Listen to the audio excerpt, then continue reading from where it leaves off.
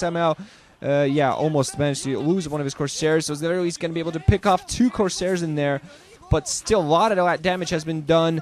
Unfortunately for Cal, he hasn't been able to follow this up by picking off a hatchery, but picked off all the drones, picked off the sunken, picked off a lot of zerglings. Still has a lot of zealots in here, despite a few hydras in there, but still doing some damage. Another second colony might come up, but at this point, only 1 zealot, or 2 zealots there, but they're not going to stay alive for too much longer. Lurkers coming into play at this point for Jaedong, but nice, beautiful attack here from Cal. Might want to decide not to push it anymore, just get his zealots out, get his forces going.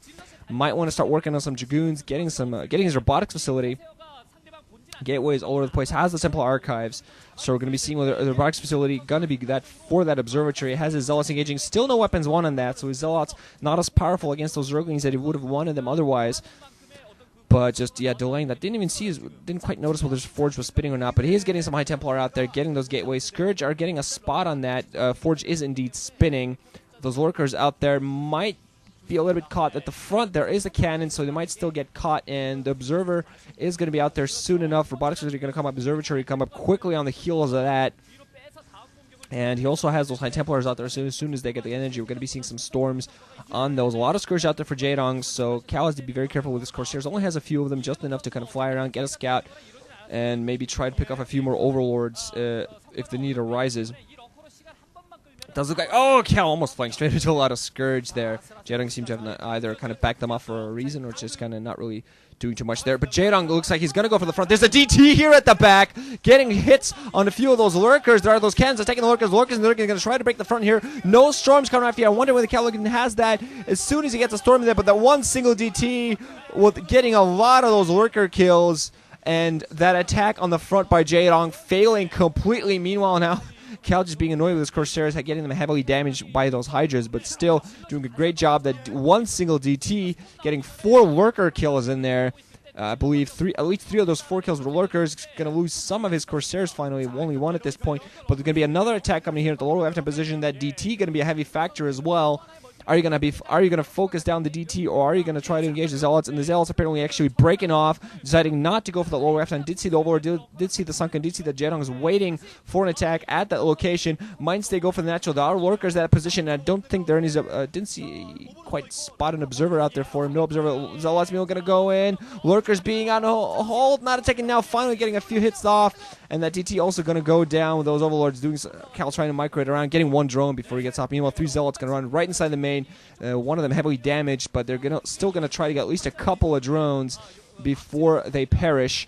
So I must say, Cal doing a great job of a great pressure game, just trying to do as much damage all over the place as he can. Has a lot of those Zealots just running around across the map, putting on pressure on all sides. Finally has some observers out there, and didn't even have to use a single storm to defend his natural earlier on, getting photon cannons in many different locations, just in case he's going to need those, just in case Jaedong tries to go for those attacks, or even for a tech switch. I don't really see a tech switch for Jaedong in Jaedong's future here. I think that would be way too much on his already strained economy right now, trying to desperately get his gas going, get his mineral intake going. Now he's going to be facing another 5 Zealots running in here. They are going to be forced back. That Sunken and those Hydras in there, a little bit too much handled.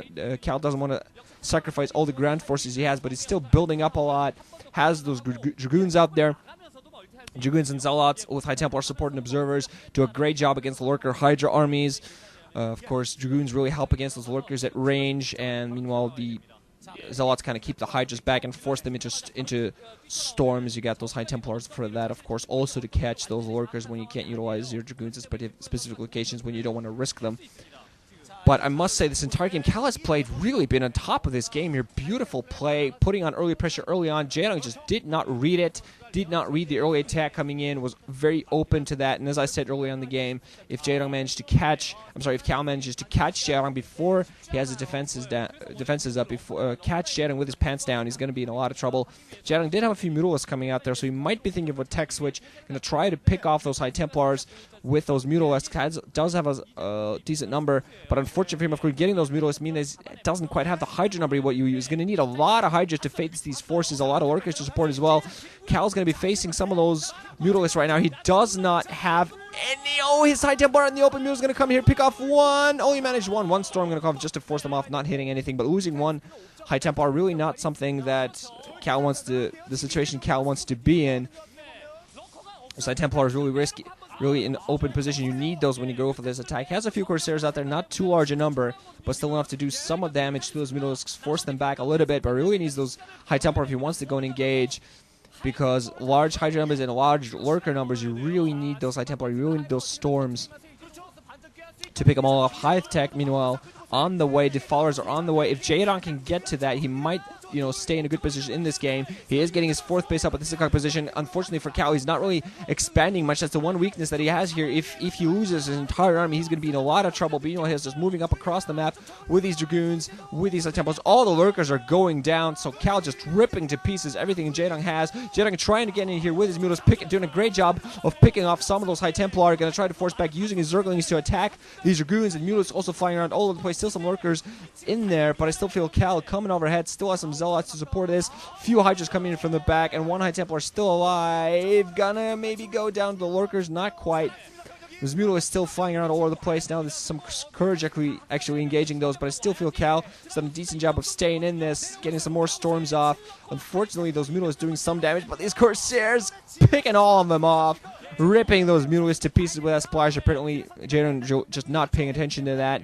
Jaedong is getting a 4th base going, but he's had a weak economy this entire game. That's what's allowed Cal to just continuously macro army, but at this point I really feel he needs to get his own base going, pick up maybe that 12 o'clock position. It's not an additional gas, but it's still going to help a lot, because if he stays on this too long and ends up losing his army, he might be in a lot of trouble, because economy-wise he can't be in the best of position, just staying on those 2 bases, still pushing out there, still putting out the pressure, almost getting another of his High Templars that are picked off, just trying to get across this spot near the south so he can go and attack one of the other bases of Jaedong, so he can kind of open himself up a little bit. Zergling's not quite managing to get us around in there, half Carapace too, so can't engage those Zealots head-to-head despite them having weapons. 2 gonna try to do that yet again, trying to get us around and maybe force those Zealots in, trying to pick off some of those High Templars as well, but High Templars are just running around, not taking any damage. Meanwhile, all the Zergs go down, a lot of Zealots, a lot of Dragoons, some High Templars to support, and Jaedong just not managed to get the army he wants. His 6 o'clock position, desperately out in the open. Finally, Cal going to be expanding at the 9 o'clock, inside 9 o'clock, putting down a bunch of cannons there alongside his Nexus. But really, I don't think that location is going to be threatened unless Jaedong wants to pull some Lurkers off there. Really needs some defense at this point. Doesn't really have anything. DTs, Zealots, Lurkers, everything coming here at the 6 o'clock position. That hatchery is going to go down. And Jaedong, unfortunately, doesn't have anything in the way of troops. So losing the 6 o'clock. Otherwise, he would have been still, in the game. But with no troops, he is forced to GG right there. So Cal brings it within a game. It's going to be a 2-1 victory for one of these guys. We're going to see who that's going to be soon enough. GG, guys. Ranching out those listening. StarCraft is awesome.